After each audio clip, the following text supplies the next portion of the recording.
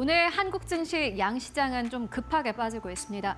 2,500선을 그래도 지난주 금요일장에서는 지지를 해주는 그러한 모습이었는데 오늘 다시 한번 무너졌고요. 2,400선에서 현재 거래가 되고 있는 상황이고 코스닥도 역시나 마찬가지로 최근 들어서 730선까지 올라가기도 했는데 현재 구간은 700선에서 거래가 되고 있습니다. 지수가 많이 빠지고 있다, 3% 정도 빠지고 있다라는 의미는요.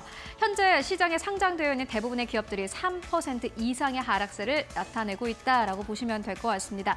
장밋빛 희망으로 가득했던 우리 한국 증시가 왜 이렇게 빠지고 있는 것일까요? 관세 부과 리스크가 있기 때문입니다. 이러한 말이 있습니다. 미국의 적이 되는 것은 위험하지만은 미국의 친구가 되는 것은 치명적이다. 미국은 누구보다 자국의 이익을 우선시하고 있는 국가이기 때문에 이러한 말도 있는데요.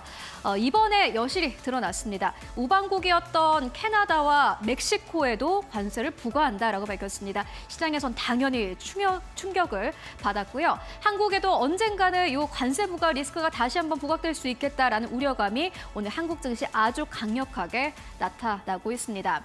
관세 부과 관련해서 외신들의 반응 좀 정리를 해보고 가도록 하겠습니다. 월스트리트 저널은 이렇게 이야기를 했습니다. 역사상 가장 어리석은 무역 전쟁이다라고 평가를 했는데요. 비판을 꽤나 많이 했는데 월스트리트 저널은 트럼프 대통령이 지금 관세를 부과하는 이유를 도저히 모르겠다라고 평가를 했고요.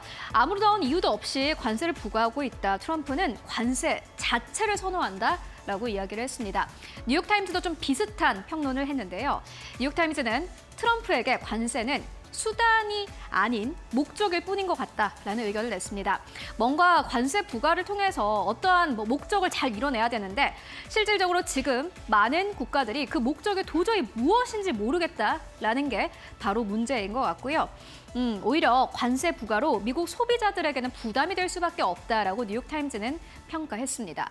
블룸버그는 경제적인 부분을 꼭 집어서 이야기를 했는데요. 지금 트럼프 대통령은 파월 의장을 향해서 왜 더 이상 금리를 내리지 않는 것이냐라고 비판을 하고 있는데 인플레이션 잡혀야 할 금리를 인하를 하겠죠. 그런데 트럼프 대통령은 오히려 인플레이션을 끌어올리는 정책들을 지금 계속해서 내놓고 있습니다. 이번에 관세 부과 리스크도 역시나 비슷한 건데요. 블룸버그는 시장을 교란하고 있다면서 경제 제동이 우려된다라고 평가를 했습니다.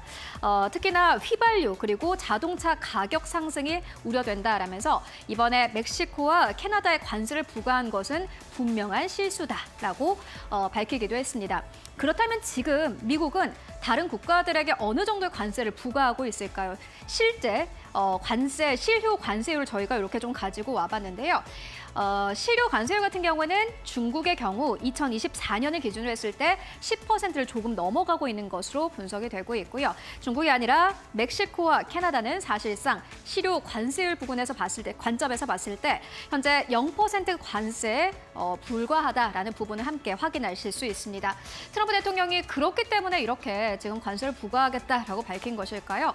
어느 쪽에 관세를 부과하는 것인지 조금 더 자세하게 만나보도록 하겠습니다. 캐나다와 멕시코에 25%의 관세를 부과한다라고 밝혔고, 그런데 캐나다로부터 휘발유라든지 이런 것들을 많이 수입하고 있기 때문에 또 굉장히 웃기게도 캐나다 에너지에는 10%의 관세만 부과하겠다라고 밝혔습니다. 자국민들이 타격을 받을 것으로 예상을 했기 때문에 이러한 멘트를 한 것으로 보여지고요. 중국에는 10%포인트의 관세를 부과하겠다라고 밝혔습니다. 특히나 멕시코 같은 경우에는 한국의 배터리라든지 가전의 공장이 있는 곳이기 때문에 한국도 역시나 이번 관세 부과의 리스크를 피해갈 수는 없을 것으로 보여지고요. 오늘 한국 증시에서 관련주가 떨어지는 것도 이 때문인 것으로 분석됩니다. 앞으로는 원래는 2월 1일부터 부과를 할 예정이었는데 막판에 4일로 결정이 됐다고 합니다. 골드만삭스는 국경과 펜타닐 문제와 타협될 수 있다라면서 이번에 4일로 이렇게 조정이 된 것은 결국엔 협상의 여지가 있는 것을 보여준다라는 다소 희망적인 코멘트를 남기기도 했는데요. 다만 한국 시장에 문제가 되는 거는요. 물론 캐나다와 멕시코 이 정도의 관세를 부과하지 않을 수도 있는데 그런데 문제는 관세와 보조금 취소는 사실상 앞으로도 추가적으로도 계속해서 부각될 수 있다는 게 문제입니다.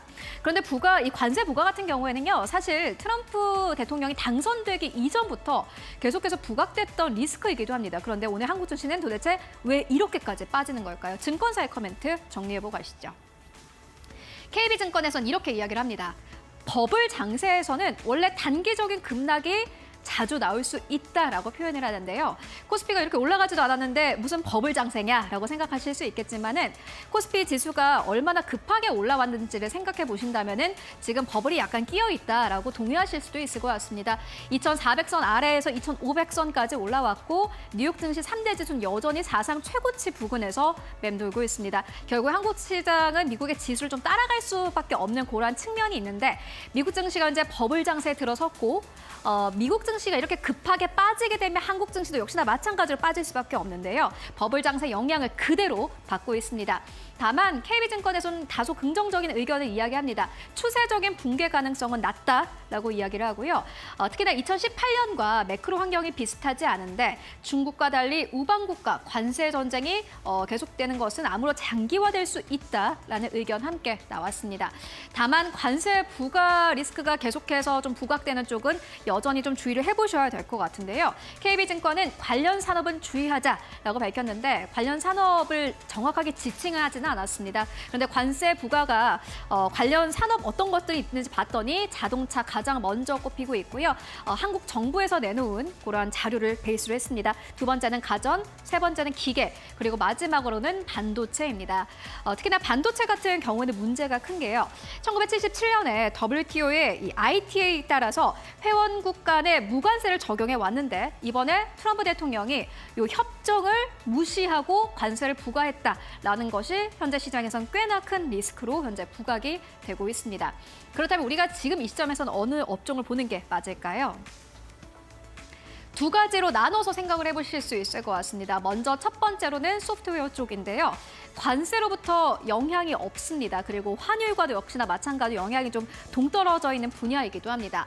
IT 업종에서 해외 매출 비중이 상대적으로 낮고 관세 영향에서 비교적 자유로운 그런 업종과 종목을 여러분들 함께 찾아보시면 좋을 것 같은데 소프트웨어가 대표적이고 지난주 금요일부터 오늘까지 네이버, 카카오 대장주격으로 움직이고 있고 게임 쪽도 역시나 마찬가지로 움직이고 있는 상황이고 그 밑에 단에 있는 기업들, 솔트룩스와 같은 기업들이 오늘 시장에서 강력한 상승 탄력이 나타내는 것도 아마 이런 업종에 대한 좀 투자 심리가 선호되고 있기 때문인 것으로 보여집니다. 그리고 미국과 중국 간의 갈등이 부각될 때마다 계속해서 시장에서 기계적으로 움직였던 쪽도 있습니다. 히토류 관련 쪽인데요.